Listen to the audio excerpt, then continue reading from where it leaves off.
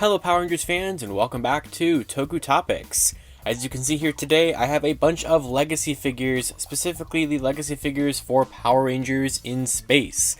So this is kind of an interesting one that I've kind of been building up to for kind of in the background for like 2 years or so.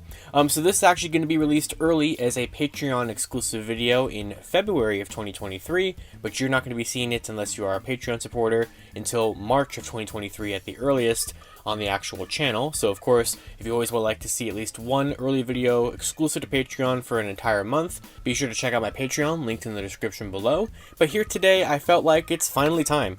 It's finally time to unbox all of these guys and add them to my Power Rangers Legacy collection. Almost said lightning there, but was able to stop myself.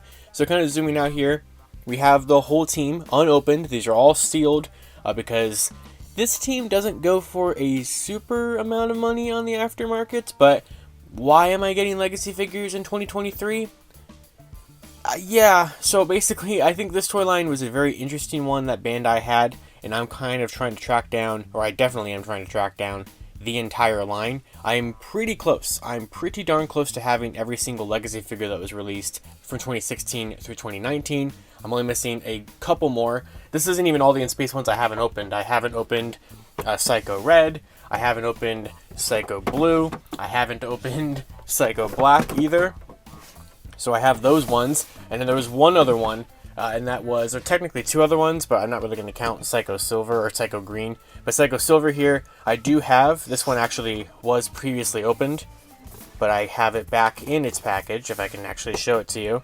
And I'm not going to be opening this one. I'm going to leave that one sealed in the box because it's all convention exclusive and fancy and such like that. So, I don't know. I figured this would kind of be a fun video, kind of taking a look at these figures.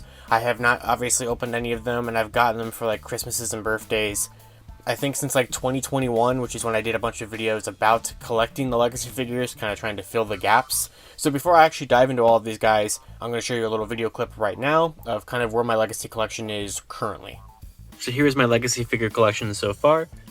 So we have Mighty Morphin Pink and White back there, Zeo Gold, the little trio of Ninja Storm, all of Dino Thunder, there's Psycho Green, and that is the original Comic-Con Metallic Red. That was the very first release for the line. Then we have the infamous Lord Draken figure from Power Morphicon 2018. We have this one is the New York Comic-Con 2016 Movie Red. San Diego Comic-Con 2017, I believe, Movie Megazord. Here is Movie Red, haven't opened him yet. Then we have Movie Alpha. We have the Fighting Spirit set, which is a really hard one to get. And then up here I actually have the figures on display. So Dino Thunder, Ninja Storm, Mighty Morphin, Zeo. And this is where a bunch of other Legacy figures are going to go whenever I, unbox those and get those and kind of add them to the whole little collection here. But this is where we are at currently. Oh, and there is Thundersaurus right there. I almost forgot about that one. But that is kind of where we're at. And now with all that said and done, it's time to open 8 Legacy Collection figures. We're definitely going to go ahead and build the Megazord, as we can see right there, which I'm actually pretty excited to have a little figure of the Astro Megazord. And to be honest, like the Astro Blasters on these are painted absolutely gorgeously. They don't have their weapons that like the Lightning figures ended up having later on, so I still think Lightning probably wins, but these don't look too terrible, like sculpting wise, paint application wise. I do like getting the Astro Megazord. So I know that this was from Wave 2. They had red and yellow in Wave 2 with Mighty Morphin blue, black, and pink. And then I know I want to say Wave 3 then probably. Yeah, Wave 3 had black, blue, pink, and then Mighty Morphin white and yellow, which Mighty Morphin yellow as of right now is the only Wave 3 figure that I'm missing. In my Lightning, or in my Legacy collection. I knew it was going to mess it up at some point. But we have blue, black, red, of course here's yellow, and pink, and then Psycho Red was part of Wave, I think, or this is Psycho Black actually, the Wave, whatever this was, 5 I think, was Dino Thunder White, Psycho Blue, and Psycho Red, and I do have all of Wave 5, because I have Dino Thunder White.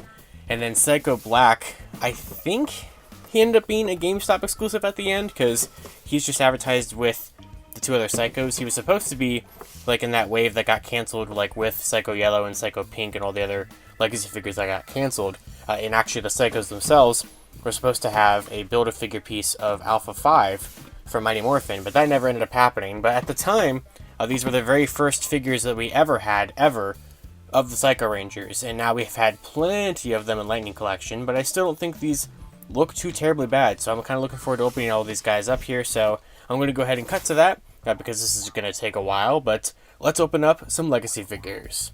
And here are all 8 of the Legacy in Space figures out of the box, and these aren't too terrible. I mean, obviously I have a preference over the Lightning Collection versions of these guys, but for what Bandai did, 5-6 years ago at the most for these guys, is not a terrible lineup of figures.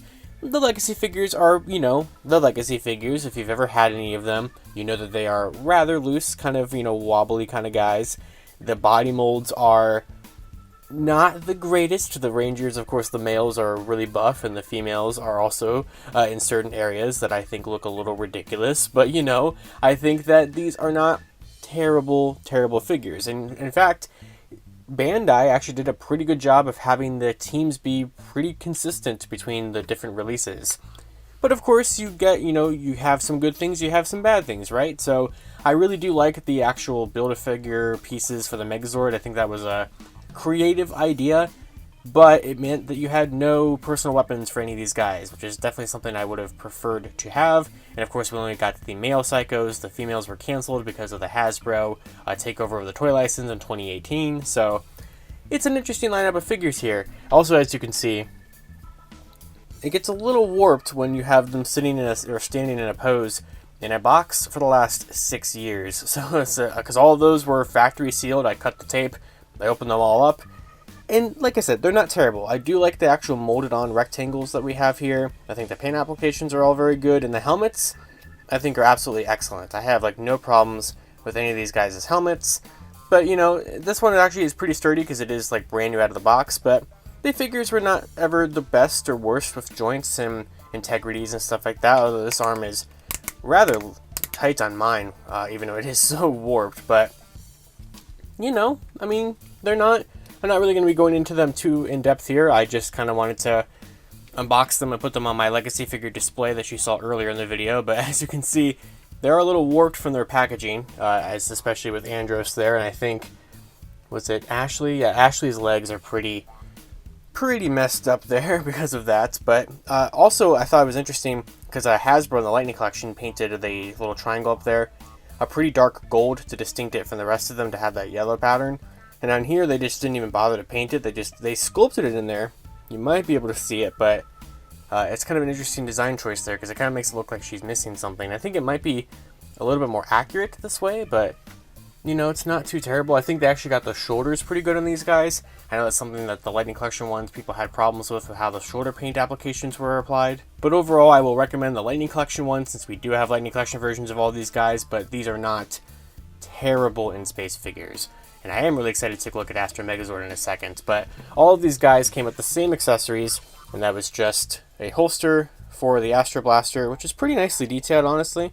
I actually quite like how that one turns out. And then you have this beautifully painted, detailed Astro Blaster. So everybody has the same 2 accessories with that, but you don't have any personal weapons for these guys whatsoever. The Psychos, they do have personal weapons, and I do actually quite like the Psycho molds here. I think that it's interesting because I actually do prefer the Legacy Collection sculpt of the Psycho Ranger helmets, but I don't think that, I feel like it's just a really tiny helmet on this body, but because of kind of the more, not really armored look, but kind of just the more monstrous look of the Psycho Rangers, it kind of hides that kind of muscle pattern and stuff there, I think, a little bit better than a typical spandex Ranger suit. So I actually do quite like how the Psychos turned out in the Legacy Collection. They're painted very nicely, everything feels nice and clean, pretty good quality, not really shaky or anything like that. I actually do quite like it. I think it's not too terribly bad. I just kind of wish that the helmet was a little bit bigger, and of course wish that they actually were able to get yellow and pink out like they were planning. But they're not perfect. I'll kind of bring in the other 2 here. So with Psycho Blue, I feel like he's definitely a lot lighter of a shade than he should be compared to his show model and stuff like that. But pretty much just obviously the same figure as Red. Now, black is definitely not accurate. They didn't put the little like white marks and stuff on his helmet. They did get his gold collar being distinct on him. So I think that is a nice touch, at least. And since these guys didn't have any Build-A-Figure pieces like they were supposed to originally, they did get their weapons. So I think that this is pretty nicely done for his staff. It's pretty much the same height as him.